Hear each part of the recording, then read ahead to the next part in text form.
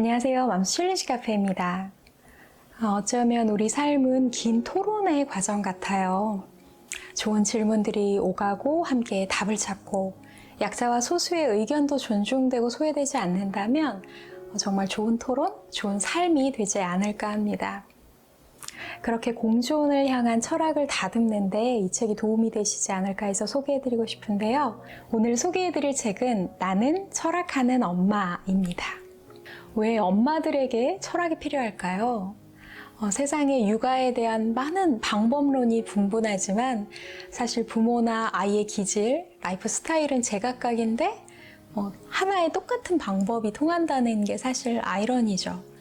요즘 제가 고 이어령 교수님과 최재천 교수님의 책을 동시에 읽고 있는데 이 두 분의 독서 스타일도 상당히 대조적이거든요.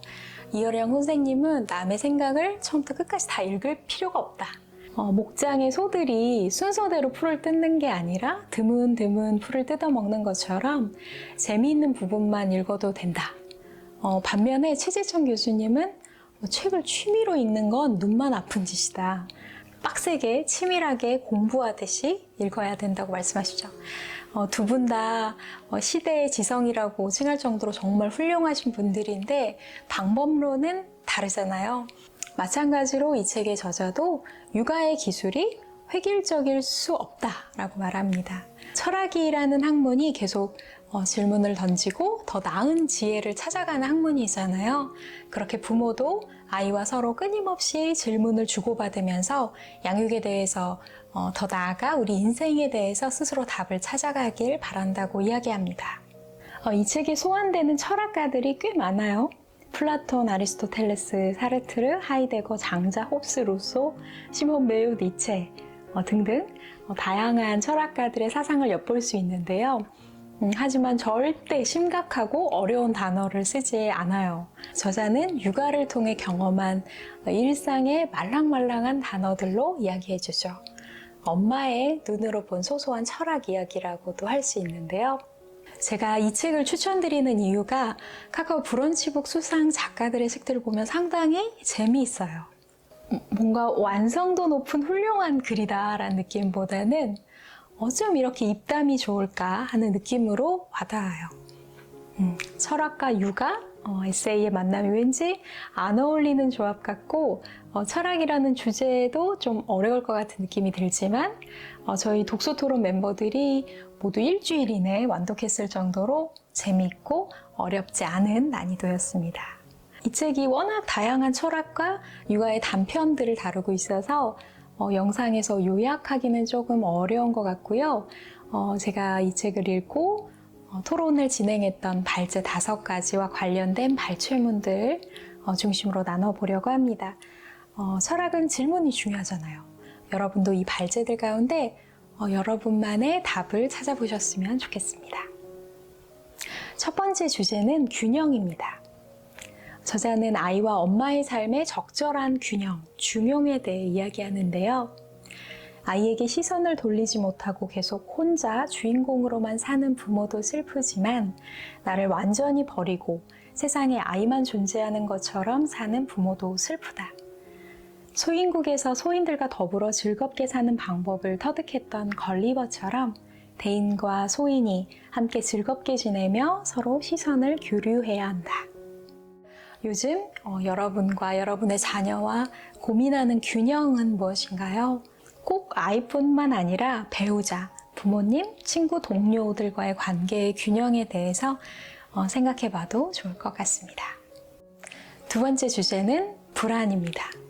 책에서 우리 삶에서 불안은 결코 없앨 수 있는 감정이 아니라고 하는데요. 하이데거는 불안을 인간 삶의 근원적인 감정이라고 했죠. 그래서 인간은 평생 불안한 법이고 거기서 도망칠 수 없기 때문에 불안을 없애는 것이 중요한 게 아니라 불안을 잘 다스리는 것이 중요하다고 얘기하죠. 요즘 여러분이 느끼는 불안은 무엇인가요? 불안을 어떻게 다스리면 친숙해질 수 있을까요? 한번 생각해 보셨으면 좋겠습니다. 세 번째 주제는 공포입니다. 숭고하게 승화되는 공포, 값진 공포, 즉 공포의 순기능을 이야기하는데요. 사람들에게 집단적으로 두려운 순간이 닥치면 이것이 강력한 충격을 주고 오히려 사람들을 생생히 살아있게 한다라고 이야기합니다. 공포가 꼭 나쁜 것만은 아니라는 거죠. 우리 모두에게 외롭고 무서웠던 쉼표, 코로나에 대해 생각해 볼 수 있겠죠. 많은 사람들이 덮어놓고 살았던 죽음에 대해서, 또 주변 사람들과 온기를 나누며 사는 관계에 대해서, 또 사랑과의 관계뿐만 아니라 지구, 종의 다양성 등에 대해서도 우리가 자성하고 또 새로운 시야를 갖게 될 수 있었잖아요. 특히 자녀와 함께 코로나라는 공포를 겪으면서 여러분 안에 생긴 좋은 질문, 반성적 사유, 공존의 철학은 무엇인가 생각해 보신다면 우리가 겪은 코로나라는 공포가 꼭 무의미하지만은 않을 것 같습니다. 네 번째 주제는 연대입니다. 워킹맘이라고 해도 어떤 워킹을 하고 어떤 기준을 가진 맘인가에 따라서 우리는 아주 많이 다를 수 있죠. 전업맘도 마찬가지고요. 어떤 라이프 스타일을 추구하고 어떤 가치관을 가진 맘인가에 따라서 우리는 정말 많이 다를 수 있죠. 그래서 따뜻한 마음을 가진 사람들이 각자의 자리에서 서로를 받쳐주며 함께 이뤄내는 작은 변화들이 중요하다라고 말하고 있는데요. 여러분이 자녀 양육으로 힘들어할 때 경험했던 이웃의 따뜻한 배려가 있으신가요? 누군가를 배려할 수 있는 기초는 그 고충에 대한 본인의 경험이 가장 큰 것 같아요. 상처가 별이 된다는 말도 있잖아요. 여러분의 경험을 바탕으로 누군가를 도울 수 있는 따뜻한 연대를 어떻게 만들 수 있을지 생각해 보시고 또 작게 도전해 보신다면 참 좋을 것 같습니다. 다섯 번째 주제는 아이라는 선물입니다. 발췌한 부분 읽어드릴게요. 나의 오만함에 해맑게 귓방망이를 날리는 아이들의 질문. 우리 집에는 너 자신을 알라며 기저귀를 찬 채 끊임없이 질문을 퍼붓는 소크라테스가 둘이나 있었다. 따라서 반짝이는 눈을 가진 작은 아이를 키우는 어른들은 세상의 모든 부조리하고 민감한 부분에 대해 소처럼 우물우물 되새김질을 시작한다. 그래서 이 시기는 어른에게도 축복이다. 세상을 다시 돌아보고 내가 몰랐던 부분을 알아가고 내 의견을 다시 다듬는다. 아이를 양육하면서 우리가 아이를 항상 가르치는 것 같지만 사실 아이들이 우리에게 주는 가르침, 깨달음도 참 많죠. 제게 있어서 아이는 조건이 아닌 존재 자체로 사랑받는 그 행복을 열렬히 느끼게 해주기도 했고요.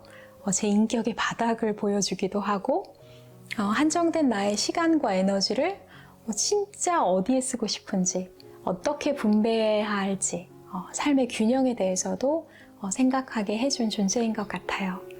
아이가 여러분에게 어떤 새로운 시선과 좋은 질문을 선물해 주었는지 사삭해 보시면 좋을 것 같습니다. 오늘은 좀 질문이 많은 책 소개였네요. 자신과의 대화에서 또 주변 사람들과의 토론에서 좋은 답들을 찾아갈 수 있으셨으면 좋겠습니다. 오늘 준비한 이야기는 여기까지고요. 다음에 또다시 좋은 책으로 찾아뵙겠습니다. 시청해주신 여러분 감사합니다.